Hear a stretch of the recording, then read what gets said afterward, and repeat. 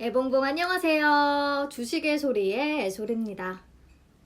이 인사법을 무의식 중에 직원분들께 했다는 댓글을 본 것 같은데 웃기더라고요. 이게 이상해 보여도 은근히 중독성이 있다니까요. 아무튼 오늘도 반가운 마음으로 12월 18일 장마감 싹쓸이 출발해 볼게요. 간밤에 뉴욕 증시가 경기 부양책 타결 기대감과 또 백신 기대감으로 인해서 사상 최고치를 경신했죠. 그럼에도 코스피는 뚜렷한 방향성을 보이지는 않았어요. 오늘도 개인만 3,800억 원 넘게 순매수했고요. 외국인과 기관은 이틀 연속 동반 순매도를 보였습니다. 코스닥도 소폭 오름세로 마감했는데요. 확실히 코스피에 집중됐던 외국인의 매수세가 조금 코스닥으로 이동이 되는 것 같아요. 사흘 연속 순매수를 기록 중이고요. 개인도 매수 행렬에 동참하면서 지수 상승을 이끌었네요. 코스피 지수 8거래일 연속 상승세 이어가면서 950포인트를 바라보고 있습니다. 네, 넘어가서 외국인 순매수 탑5 종목 보시면 코스피 1위는 한국전력, 2위는 SK바이오팜, 3위는 두산퓨얼셀, 4위는 KTNG, 5위는 유한양행이고요. 코스닥 1위는 셀트리온 헬스케어, 2위는 셀트리온 제약, 3위는 알테오젠, 4위는 LNK바이오, 5위는 매드팩토입니다. SK바이오팜은 뇌전증 신약이죠. 세노바메이트의 유럽 기술 수출 계약 지역이 32개국에서 41개국으로 9곳이 추가 확대됐다고 밝혔거든요. 현재 유럽의약청의 판매 허가 승인도 기다리고 있는 중이고요. 지난달 23일이 미 FDA로부터 승인을 받은 지 딱 1년이 되는 날이었는데 세노바메이트의 승승장구 당분간 좀 계속될 것으로 기대가 됩니다. 내년 초에는 일본과 중국, 한국에서도 임상 3상을 진행할 계획이라고 하네요. 네, 그리고 한국전력과 두산퓨얼셀 계속 봤던 종목이고요. 유한양행은 최근에 무상증자를 발표한 데 이어서 오늘은 대표적인 위궤양 치료제 레바미피트의 계량 신약이 허가를 받았다는 소식을 전해왔는데요. 계량 신약은 오리지널 신약과 성분이나 약효는 유사하지만 그 약이 효과를 더 잘 낼 수 있도록 제형이나 물성을 변경한 것을 말합니다. 유한양행, 대웅제약, 주신옥십자, 대원제약 이렇게 4개 회사가 레바미피드의 서방정을 개발했고요. 서방정은 약물이 천천히 방출될 수 있도록 해서 복약 횟수를 줄이고 약물 순응도를 높인 기능을 말해요. 어제 4개 품목에 대해서 모두 허가가 났고요. 이 품목들은 유한양행에서 위탁 제조될 예정입니다.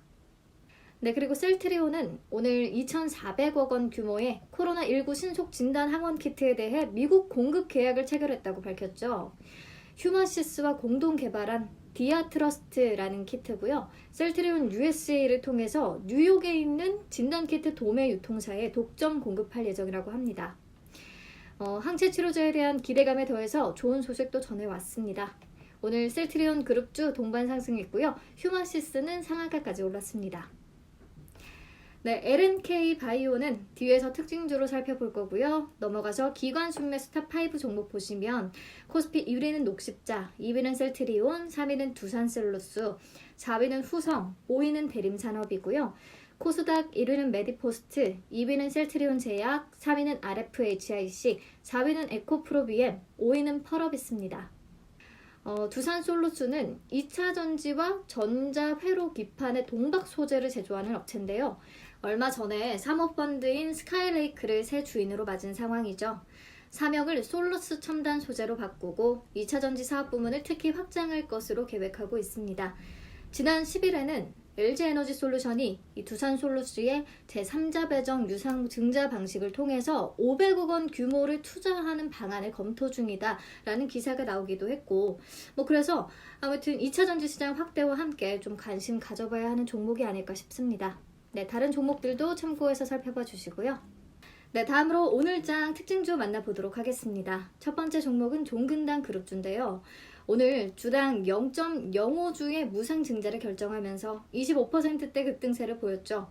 종근당 바이오, 종근당 홀딩스 모두 급등했고요. 저는 또 일찍 팔았습니다.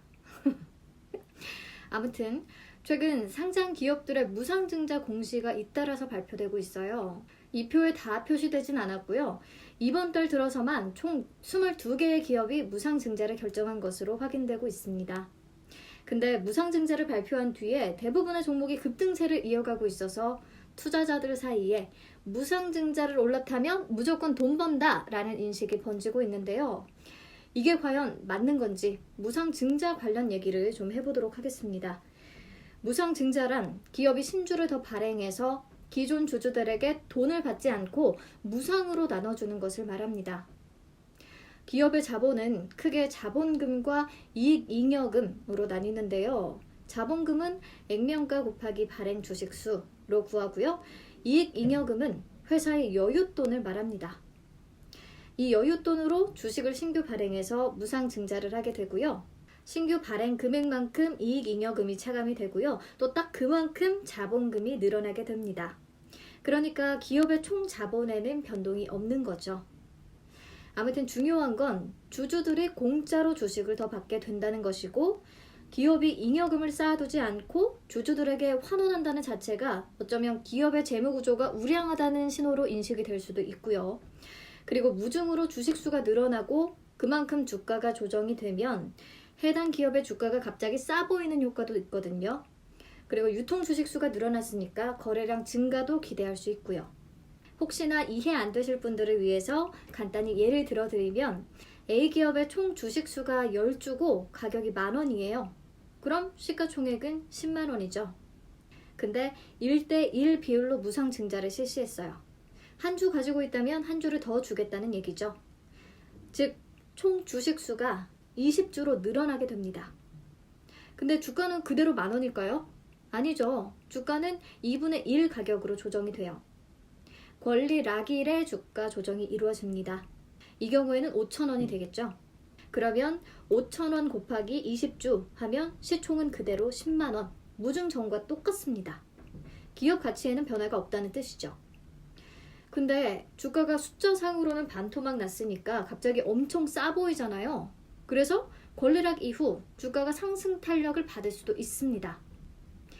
아무튼 이런 복합적인 이유에서 무상증자는 보통 강한 호재로 인식이 돼요. 회사가 무상증자를 발표하면 대부분 주가가 급등하는 것도 맞습니다. 물론 100%는 아니에요.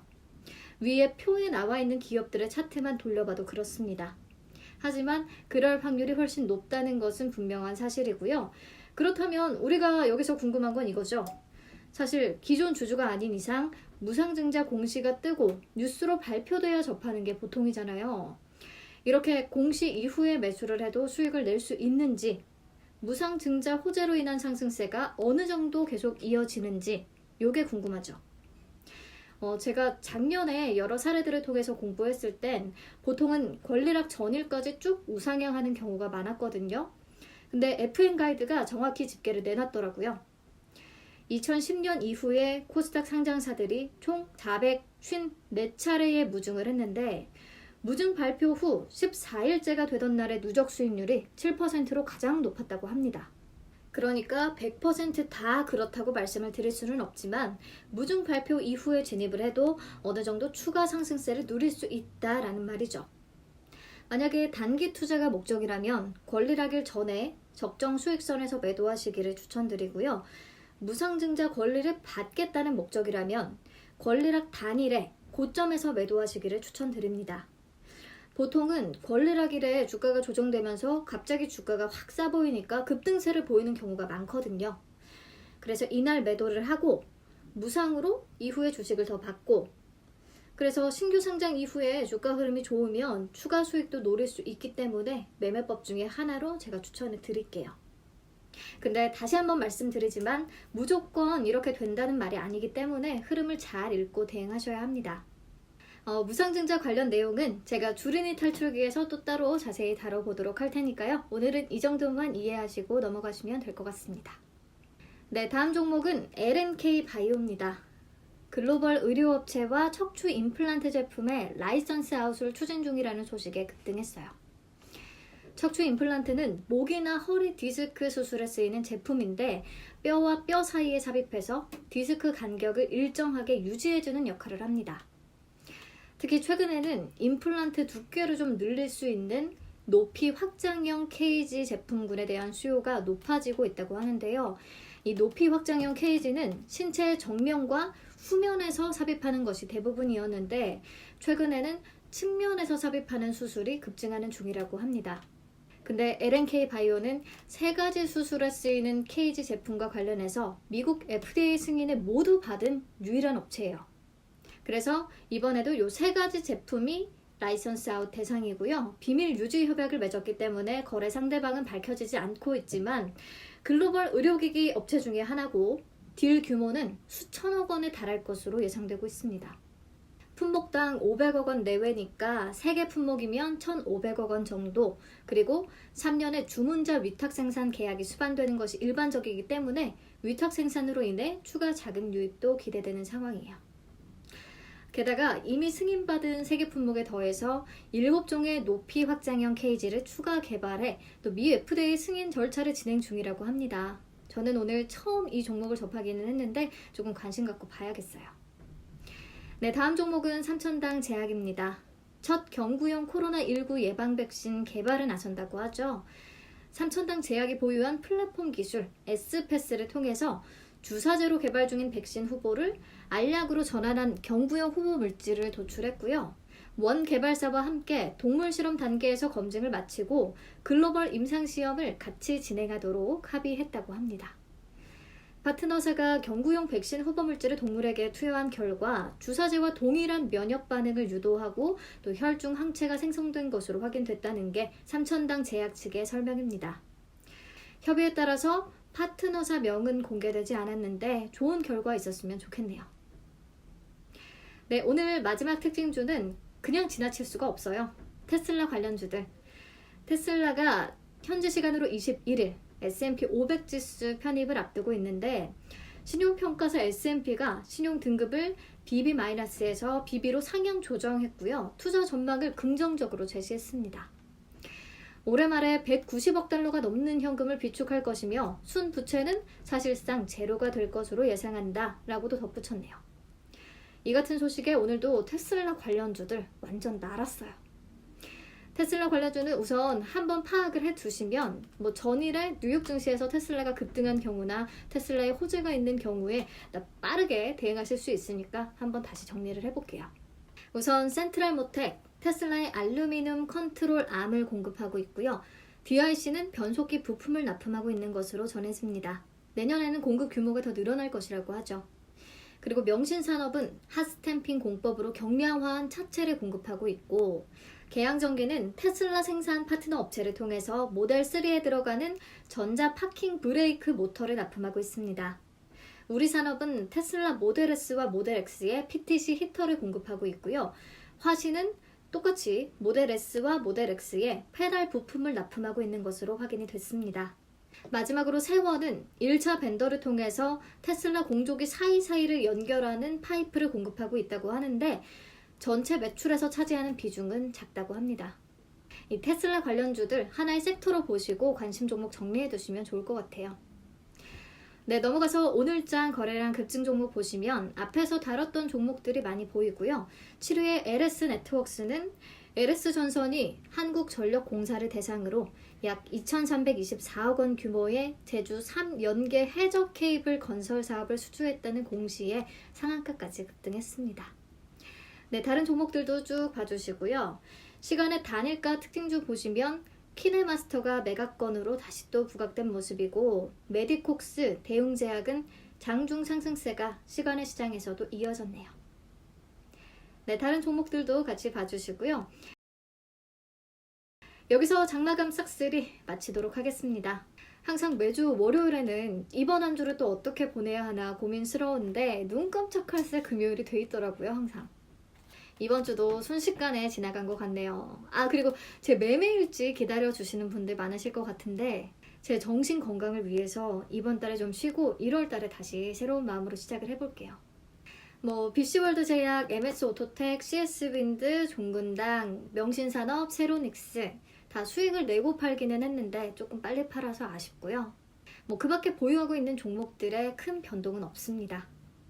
그리고 종목은 철저히 제가 장마감 싹스루에서 다루는 종목들로만 매매를 하고 있어요. 12월 말까지 보유 종목 싹 정리하고 1월에 새로운 마음으로 시작하고 싶은데 그건 어려울 것 같고요. 아무튼 최대한 정리를 하고 깔끔한 모습으로 찾아뵙도록 하겠습니다. 이번 주도 함께 해주셔서 감사하고요. 주말에 다시 또 만나요. 건행투.